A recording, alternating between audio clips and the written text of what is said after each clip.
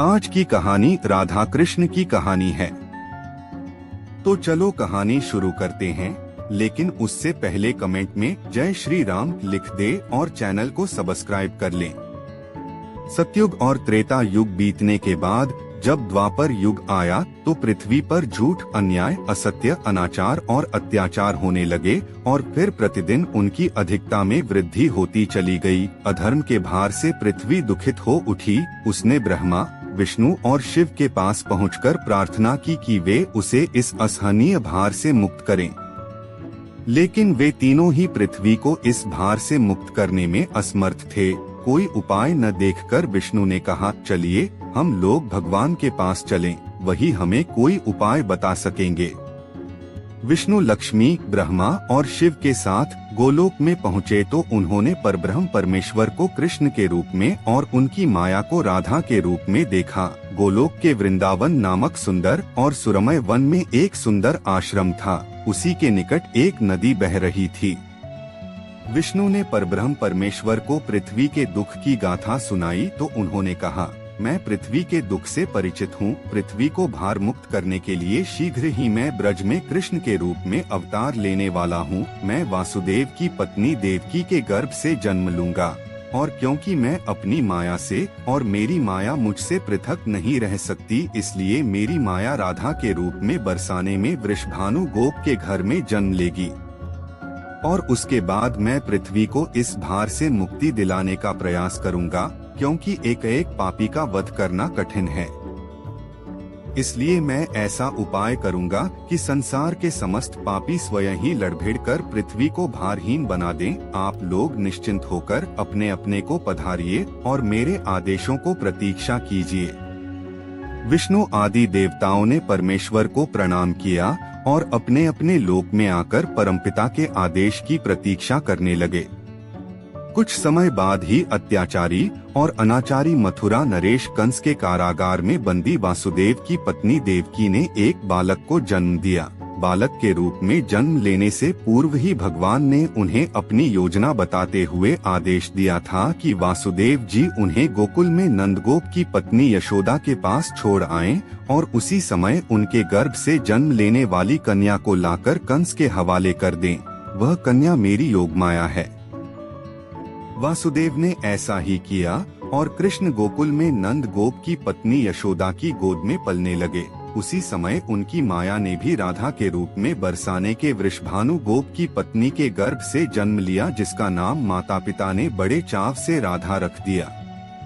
दो अलग अलग गांवों में रहते हुए भी राधा और कृष्ण बचपन से ही एक दूसरे को चाहने लगे थे। वन में गायें चराते हुए अक्सर राधा से कृष्ण की भेंट हो जाया करती थी। फिर जब वे दोनों बड़े हो गए तो जब भी रात की बेला में कृष्ण अपनी बांसुरी के स्वरों द्वारा अपनी प्रियतमा राधा को पुकारते, राधा अपनी सहेली गोपबालाओं के साथ कृष्ण के पास पहुंच जाती। राधा और कृष्ण का यह प्रेम दो किशोर लड़के लड़की का प्रेम था, जो थोड़े से दिनों में ही पूरे ब्रज में चर्चित हो गया। नंद बाबा और यशोदा ने चाहा कि कृष्ण का विवाह राधा के साथ कर दिया जाए। उधर बरसाने में वृषभानु और उनकी पत्नी कलावती की भी यही इच्छा थी।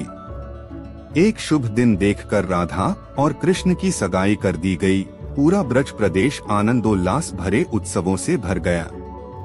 लेकिन उन दोनों का विवाह नहीं हो पाया था कि कंस के आदेश पर अक्रूर कृष्ण को बुलाने के लिए मथुरा से वृंदावन पहुंच गए और अत्याचारी कंस तथा राक्षसी स्वभाव वाले उसके अनुचरों का वध करने के लिए कृष्ण को बलराम के साथ वृंदावन छोड़कर मथुरा जाना पड़ा। और मथुरा में कंस आदि का वध करने के बाद मथुरा राज्य की सुरक्षा के उत्तरदायित्व ने कृष्ण को इतना उलझा दिया कि वह चाहकर भी वृंदावन नहीं जा सके। अपने जामाता कंस के वध का बदला लेने के लिए उसके ससुर जरासंध ने अपनी विशाल सेना के साथ मथुरा को घेर लिया, लेकिन कृष्ण और बलराम ने अपने पराक्रम से जरासंध और उसकी विशाल सेना को पीठ दिखाकर भागने पर विवश कर दिया।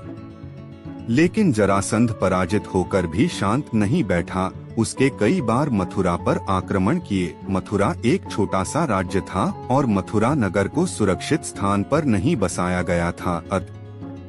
कृष्ण ने मथुरा छोड़कर अन्य कहीं जाने का निश्चय कर लिया और जरासंध की विशाल सेना के बीच से मथुरावासियों को सुरक्षित निकालकर हजारों योजन दूर भारतवर्ष के पश्चिमी सागर तट पर ले गए और द्वारका नगर की स्थापना करके एक शक्तिशाली यादव राज्य स्थापित कर दिया। अकरर के साथ मथुरा छोड़कर आने के बाद कृष्ण और राधा का मिलन फिर कभी नहीं हुआ, लेकिन वे आजीवन एक दूसरे को भूल नहीं पाए। वैभव संपन्न द्वारका में अनेक सुंदर पत्नियों का प्यार पाकर भी वह राधा के प्यार को नहीं भूल पाए और संसार आज भी राधा कृष्ण के प्रेम को एक आदर्श प्रेम के महान तथा अमर प्रतीक के रूप में याद करता है। उनकी मूर्तियां भारत के मंदिरों में ही नहीं विदेशों में भी अनेक मंदिरों में प्रतिष्ठित हैं और लोग बड़े भक्ति भाव से उनकी पूजा आराधना करते हैं। अगर कहानी अच्छी लगी हो तो ऐसी और धार्मिक व रहस्यमयी कहानियाँ सुनने के लिए कमेंट करें और चैनल को सब्सक्राइब कर लें। आपके प्यार भरे कमेंट्स के लिए बेहद शुक्रिया। मिलते हैं अगली वीडियो में।